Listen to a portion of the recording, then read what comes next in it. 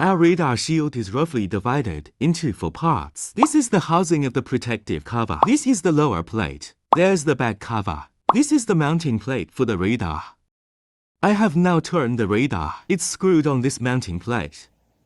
Then when we install it, take a look at this mounting plate first, and we attach the radar to this panel. And the radar junction box sees these 4 pillars. Mounted on these 4 pillars, after the 4 pillars are packed, this mounting plate is mounted to the back cover plate. Put it on the back cover. Then the back cover with the radar mounting plate. Put it in this radar housing. And so this is the radar, and it's assembled. And put the base plate. Base plate to the ground. Then this radar shield is installed.